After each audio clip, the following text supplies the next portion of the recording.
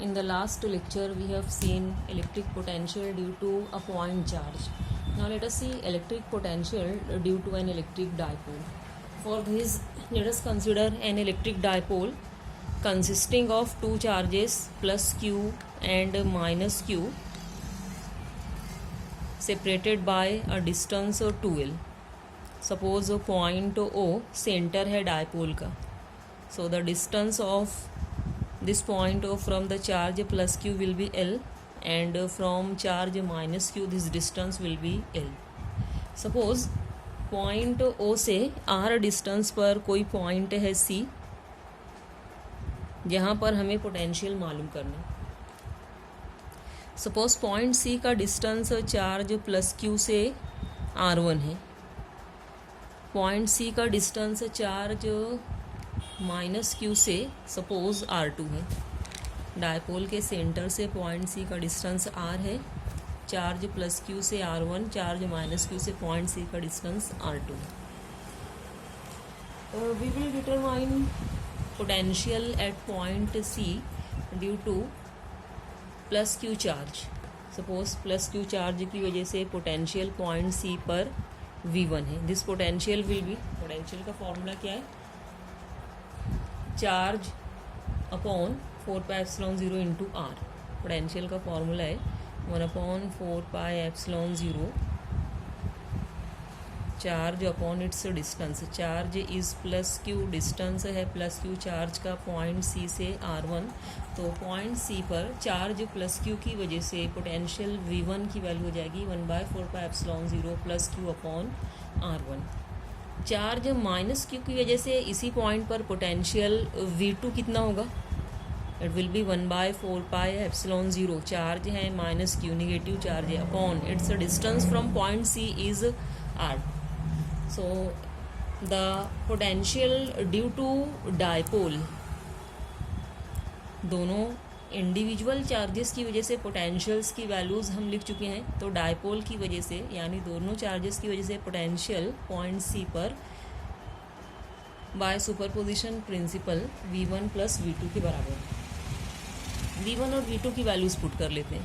V1 की value 1/4πε0 Q upon R1, 1/4πε0 Q upon R1 plus V2 की value है minus 1/4πε0 Q upon R2 plus minus sign क्या हो जाएगी? माइनस 1/4πε0 है, तो इसको कॉमन निकाल लेते हैं. It will be 1/4πε0. चार्ज को भी हम कॉमन निकाल सकते हैं, बचेगा यहाँ पर 1. तो Q अपॉन 4πε0 दोनों वैल्यूज़ V1 और V2 से कॉमन निकाल लेंगे. 1/R1 माइनस यहाँ से क्या बचेगा? 1/R2. ये नेट पोटेंशियल है दोनों चार्जेस की वजह से, या पोटेंशियल है पॉइंट C पर ड्यू टू द डायपोल. अब डिस्टेंसेज R1 और R2 को लिखना है इन टर्म्स ऑफ R. इसके लिए क्या करेंगे? चार्ज प्लस Q से एक परपेंडिकुलर ड्रॉ करेंगे लाइन OC पर.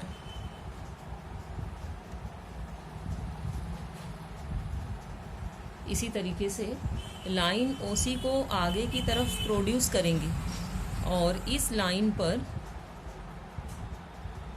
चार्ज माइनस Q से दूसरा परपेंडिकुलर ड्रॉ करेंगे. Suppose this line OC, it is making an angle of theta with the axis of the dipole. Line OC dipole के axis से suppose angle बना रही है थीटा. ये एंगल थीटा है. So this angle will be also theta, opposite angles. Now here this is the right angled triangle. ये right angled triangle है. इस ट्रायंगल में this side, it is the adjacent side, इसलिए ये side क्या हो जाएगी? L cos theta. ट्रायंगल को हम नाम दे लेते हैं. Suppose plus Q charge point A पर है, minus Q charge point B पर है. पॉइंट A से हमने परपेंडिकुलर ड्रॉ किया हुआ है लाइन OC पर AD. AD is the perpendicular. So this is a triangle ADO, ये राइट एंगल्ड ट्रायंगल है. इस ट्रायंगल में AO हाइपोटेनस है. इस ट्रायंगल में कॉस थीटा रेशो हो जाएगा. कॉस किसका रेशो होता है? दोनों पोटेंशियल्स की वैल्यूज़ को हम रख कर लेते हैं. Cos theta adjacent upon hypotenuse होता है. एंगल थीटा की एडजेसेंट साइड क्या है? OD upon hypotenuse is OA. So OD will be equal to, from here OD will be equal to OA cos theta. OA की value क्या है? OA is the half electric length L. So OD will be equal to L cos theta. So this side it is equal to L cos theta.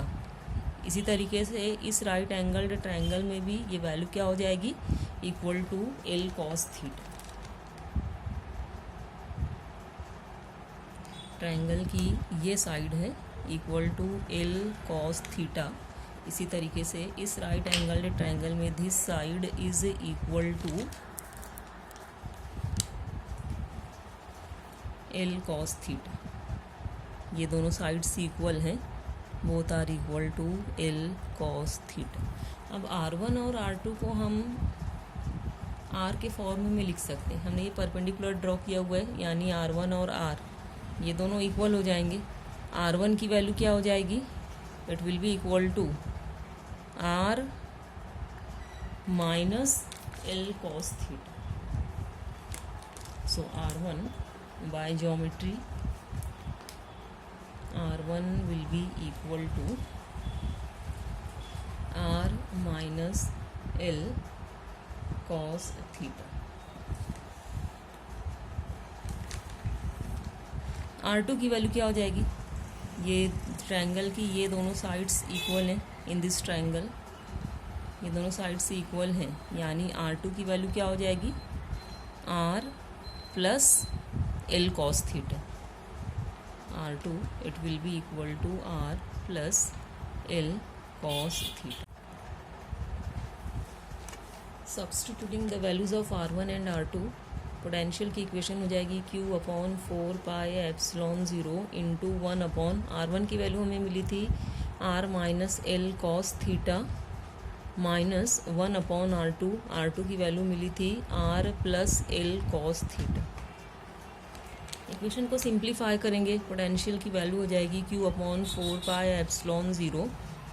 Cross multiplication करेंगे R plus L cos theta minus R minus L cos theta upon denominator हो जाएगा R minus L cos theta into R plus L cos theta. Now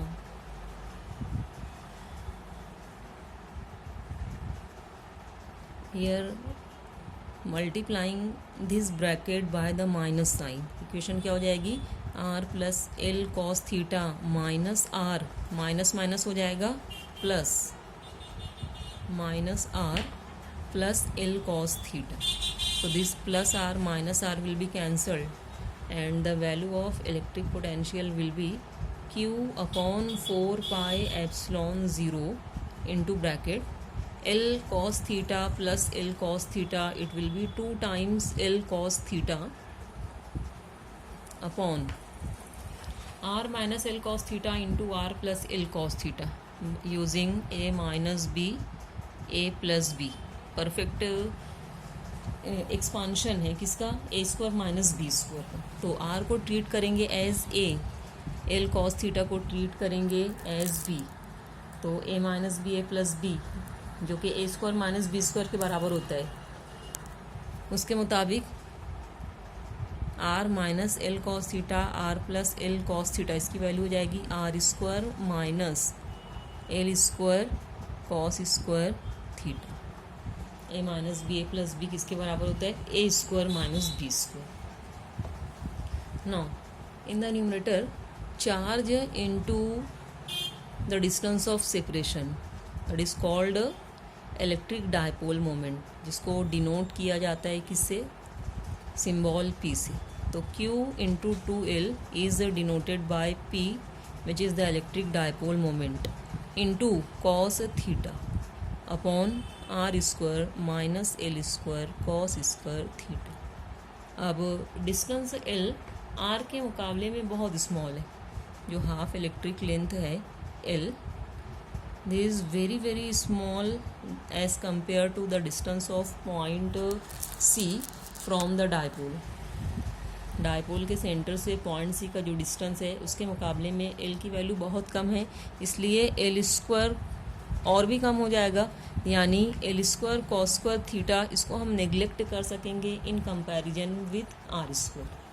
तो L square cos square theta को neglect करेंगे, potential की equation हो जाएगी 1/4 pi epsilon 0 into P cos theta upon R square. This is the equation for electric potential due to an electric dipole at a point at a distance R from centre of the dipole.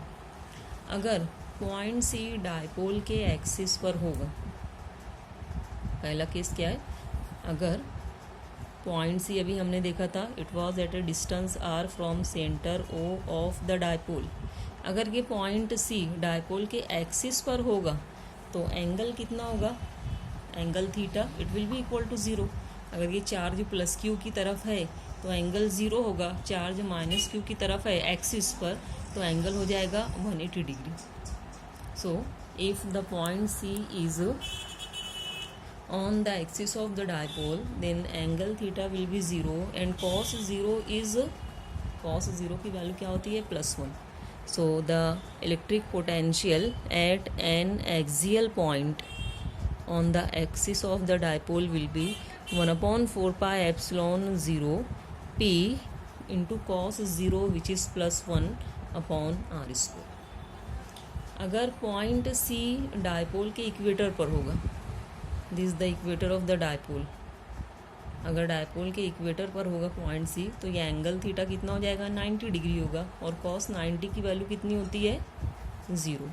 So the potential C at an equatorial point will be equal to 1/4 pi epsilon 0 P cos 90, cos 90 0 होता है, 0 into all the terms it will be equal to 0। So at an equatorial point the electric potential will be equal to 0. Now let us see electric potential due to a system of charges. Suppose हमारे पास n number of charges का एक system है, this charge Q1, this charge Q2, this charge Q3 and this is charge Q4. In the same way here somewhere there is nth charge Q1। suppose this is the point P जहाँ पर हमें n number of charges का जो system है उसकी वजह से potential determine करना है। सपोज चार्ज Q1 का डिस्टेंस पॉइंट P से R1 है, चार्ज Q1 की वजह से पॉइंट P पर पोटेंशियल V1 है, क्या हो जाएगा पोटेंशियल का formula, 1/4 pi epsilon 0 charge upon its distance from the point P, V1 will be equal to 1/4 pi epsilon 0 Q1 upon R1। Suppose charge Q2 से पॉइंट P का distance है R2 और point P पर charge Q2 की वजह से electric potential है V2, this will be equal to 1/4 pi epsilon 0 Q2 upon R2। Similarly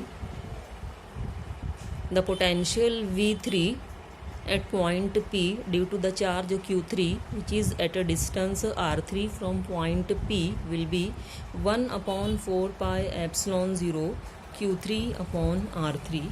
In the same way the potential V4 can be written as 1/4 pi epsilon 0 Q4 upon R4। Net potential point P पर इन तमाम charges की वजह से कितना होगा, individual potentials के vector sum के बराबर, that is V will be equal to V1 + V2 + V3 + V4 + dash dash + Vn।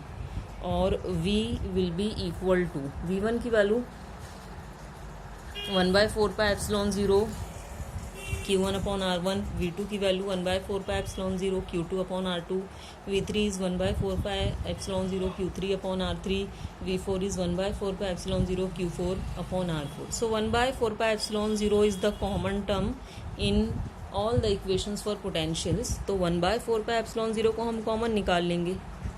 क्या बचेगा? पहली टर्म से Q1 upon R1 plus V2 से क्या बचेगा? Q2 upon R2 plus V3 से क्या बचेगा? Q3 upon R3 plus dash dash dash. इसी तरीके से लास्ट चार्ज की वजह से जो पोटेंशियल है उसमें 1/4πε0 कॉमन निकालने के बाद बचेगा Qn अपॉन Rn. यहाँ पर Rn क्या है?